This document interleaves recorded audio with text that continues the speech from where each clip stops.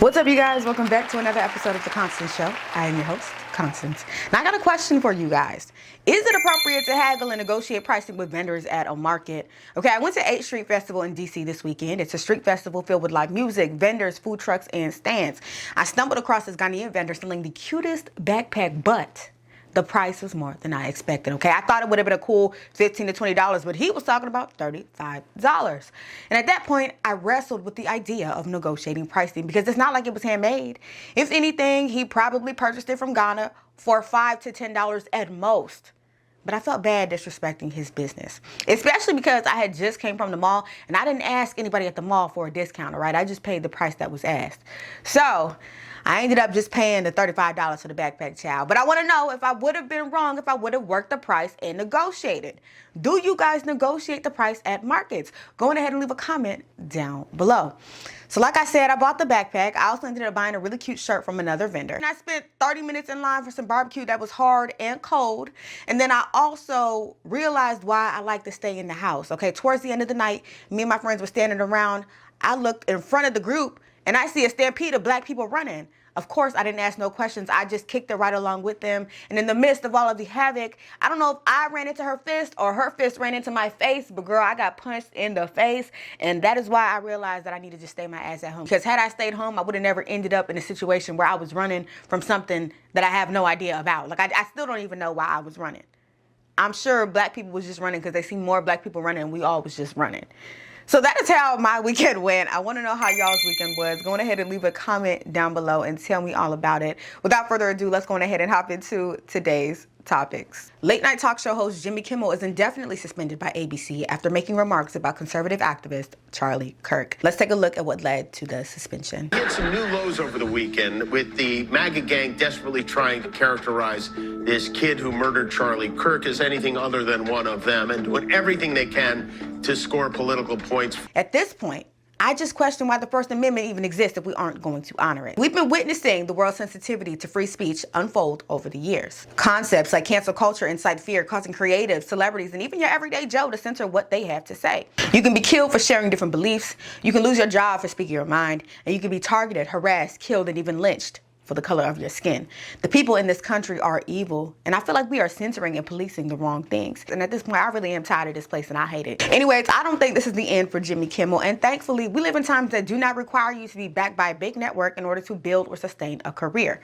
So if I were him, I would open his laptop or employ a production team and start making videos on his own website, continuing to share his thoughts in a place where no one can police what he has to say. But I want to hear from you guys. What are your thoughts on Kimmel's suspension?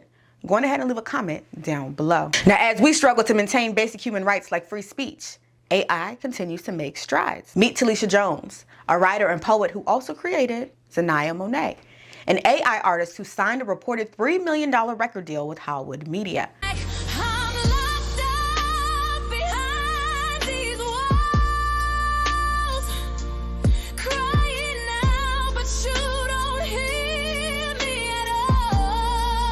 Xania Monet's sound was generated using Suno, an artificial music tool backed by Timbaland. Her gospel song, Let Go, Let God, currently appears on 2 Billboard charts, sitting at number 21 on the Hot Gospel Songs list and number 25 on the Emerging Talent list. But not everyone is impressed with the development of AI in the music industry. R&B artist 𝐃𝐨𝐧'𝐭 made a post sharing her thoughts on the latest record deal signed by Xania Monet. Let's take a look. There is an AI R&B artist who just signed a multi-million-dollar deal and has a top 5 R&B album, and the person is doing none of the work. I think you guys think that AI can just be the cover for something, which some people can use. They can make an AI cover. AI can also make the entire fucking song. It can sing the entire song. It can make the entire beat. You can have a song that's one type of song and say, AI, make this into a country song, and it'll literally rewrite, re-sing in a country voice and redo the entire thing. And they don't have to credit anyone. This is so beyond out of our control. And nothing and no one on earth will ever be able to justify AI to me, especially not fucking AI in the creative arts, in which people have worked hard for, trained for, slept on the floor for, fucking got injuries for, worked for their entire lives. I'm sorry. I don't respect it. I can see how some might be intimidated by AI's presence in music and art, but I don't think you need to be worried if you are talented and backed by God. If your voice is anointed by the Lord and it is His will for you to succeed and thrive in this industry, then who cares what Joe and Susie are doing in AI music studios to make the best AI singer? I believe technology is only as good as the person creating it. And if you have not taken the time to study the art, master the art, refine the art, and know what it really takes to make the art, then I don't care what software you use, you are never going to replace a real human with real talent. Now, it is interesting that a record label would want to sign an AI artist, but I can also see the advantages of working with AI. AI will allow labels to have more control over the artist, giving them the ability to create whatever sound and image they like. And honestly, that sounds a lot easier than dealing with pushback from a human. But according to what I read online, Xania Monet was created by a writer and poet who writes the lyrics and just uses AI to generate a voice. That said, if her lyrics are hitting like that to get a spot on Billboard charts, then it is what it is. And can you really knock her for utilizing her resources? I would also like someone to explain to me the difference between this and an artist hiring a ghostwriter and using autotune along with the best production team to enhance their voice. I feel like manufactured talent has always been a discussion piece in the creative arts game for decades. And I don't think that this is anything new. It's just different than what we're used to. So that said, if you have real talent and you are working hard and being consistent, I don't think there is any real reason to worry. I would just advise that you submit your talents to the Lord and allow Him to take full control, because that's really all that you can do. But I want to hear from you guys. How do you feel about AI-generated artist Xania Monet? Are you intimidated by AI? And do you think that your current job can be replaced by technology? Go on ahead and leave a comment down below. Being pretty is not all it's cracked up to be. At least that's what some women are arguing on social media. We've all heard about the concept of pretty privilege, the idea that physically attractive people receive better treatment or special treatment in comparison to their counterparts.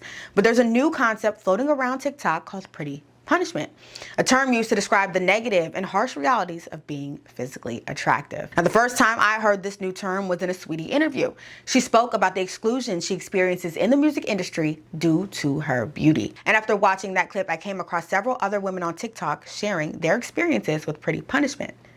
Let's take a look. I saw it on TikTok. They were like, they talk about pretty privilege, but they don't talk about pretty punishment. There's been so many times I've just been counted out, and I know that it's behind animosity. I know it's because of a hidden agenda, but it makes me work harder. But this has happened like my whole life. So it's like what I deal with in the industry is just, you know, different face, same case. The downsides, low-key, sometimes outweigh the good side. I have lost job opportunities. I have had many failed relationships with friends. I've had failed relationships with men. Like, I can never hold a guy friend to save my life. I know when I'm putting lip gloss on or I'm looking at myself in the mirror, it's not vanity. You know what I mean? It's because I just like the way I look. But a lot of people, and this is throughout my entire life at different stages, have projected so much onto me where it makes me think, and I really do be in my head about not trying to like act like I think I'm all that. I'm so glad y'all are finally talking about pretty privilege and pretty punishment and all of that stuff, because people act like that's not a real thing, and it really is a real thing. Like, I know I look dusty, but I've suffered from pretty punishment pretty much all my whole entire life, and I still do as an adult. It's incredibly hard for me to make female friends, because a lot of times I make female friends, there's always some ulterior motive. Either they like me, they think I'm, you know, pretty fun to be around, but they also secretly have this weird animosity and hate and jealousy towards me.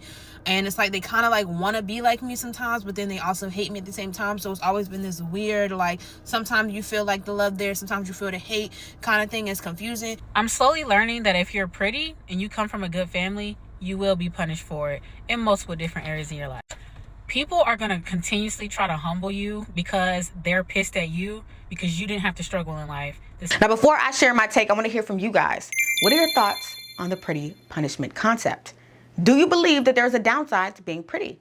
why or why not, go ahead and leave a comment down below. Now, for me, I think this conversation is interesting because if you aren't listening with a discerning ear, it would sound like you were listening to confident women speak about the lack of confidence others have.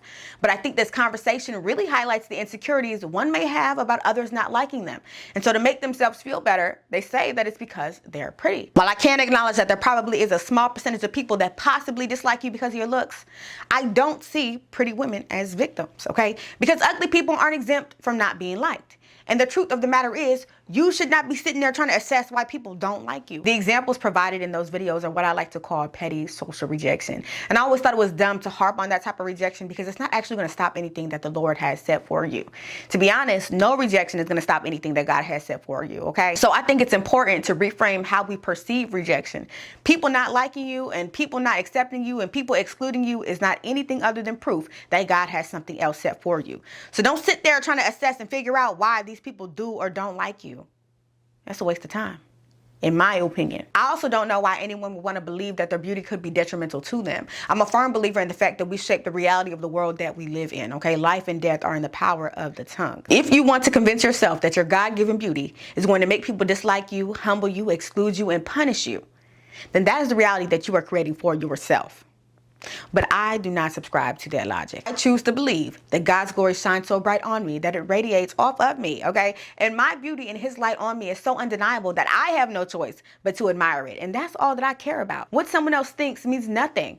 And it ain't my life purpose to sit and assess how they feel about me or why they feel the way they feel. Lastly, I'm curious to know why it's always about looks. If you were going to sit and assess someone else's disdain about you, then why not say it's because you're confident or you're a hard worker or your discipline is unmatched? Why is the jealousy always linked to beauty? If you believe that the only value you possess is your beauty, then you need to work on that. Because what are you going to do if it gets taken away tomorrow? Right. Those are the questions that need answers. Anyways, that's all I have to say on the matter. Again, I want to hear from you guys. Go on ahead and leave a comment down below and let me know your thoughts on pretty punishment. That concludes today's episode. I thank you guys so much for watching. I love you all. I appreciate you all. And I will see you next time. Peace.